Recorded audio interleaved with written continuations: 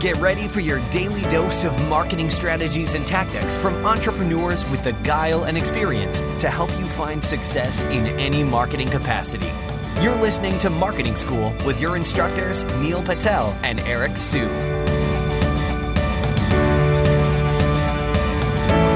Welcome to another episode of Marketing School.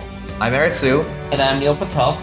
And today we're going to talk about 7 key strategies that you must learn from Apple's marketing. So lesson number 1, simplicity. If you look at all of Apple's design, everything that they design looks beautiful, it looks elegant, but it's also invisible at the same time. Great design is invisible. So whenever you think about designing a website, whatever you're trying to do, think about how it can be elegant, very simple to use, and yet be out of your way.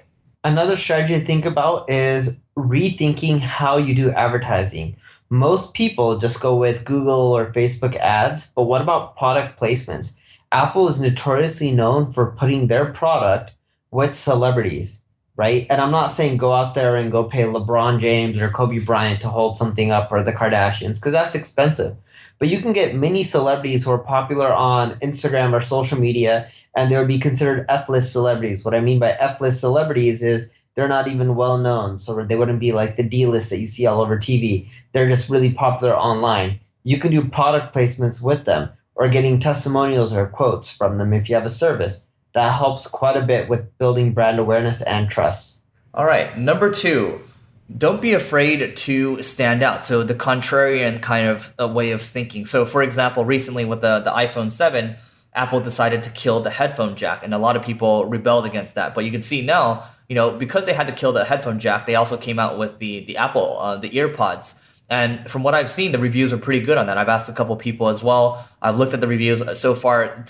I went as far as to order a pair, which will be here in March. So when you're forced to do something differently and you're standing out, the one thing they don't do is they don't backpedal on what they do. So they kind of, if they kill the headphone jack, full speed ahead. It's like, hey, we have good reason for this. We're going to move ahead. It doesn't matter what, about the backlash that we get.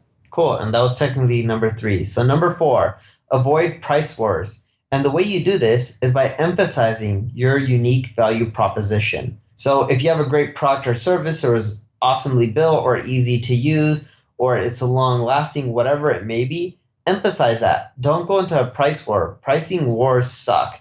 The moment you do that, your pricing is just going to go down, and it's just going to eat up all your margins, and you may not be in business forever. So it's not about just having the cheapest product. It's about having the best product and making that apparent. There's so many cheaper computer manufacturers out there than Apple, but yet Apple's the biggest in this space and they make the most profit.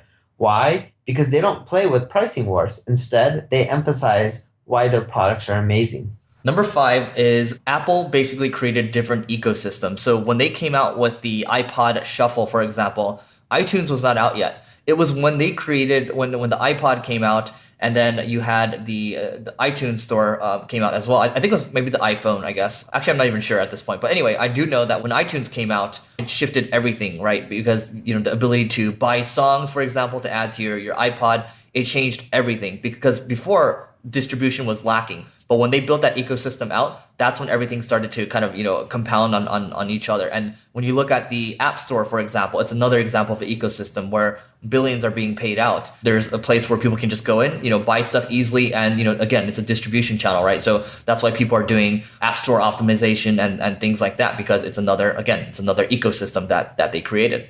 So number 6, know your audience and talk to them in their language.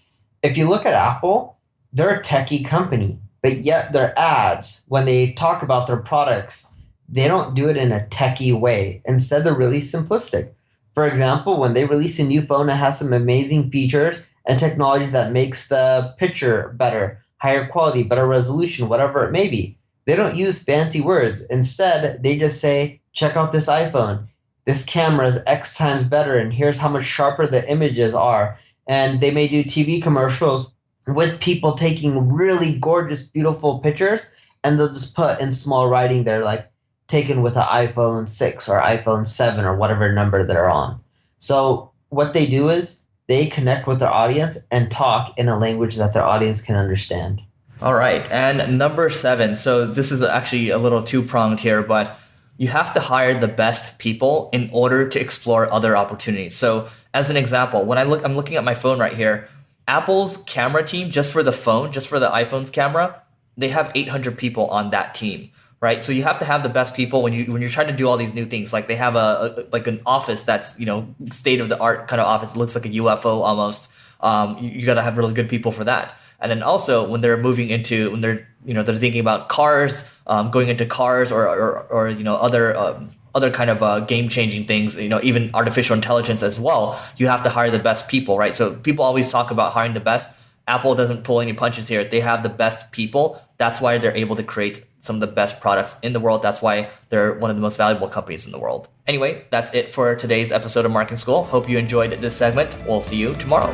This session of Marketing School has come to a close. Be sure to subscribe for more daily marketing strategies and tactics to help you find the success you've always dreamed of. And don't forget to rate and review so we can continue to bring you the best daily content possible. We'll see you in class tomorrow, right here on Marketing School.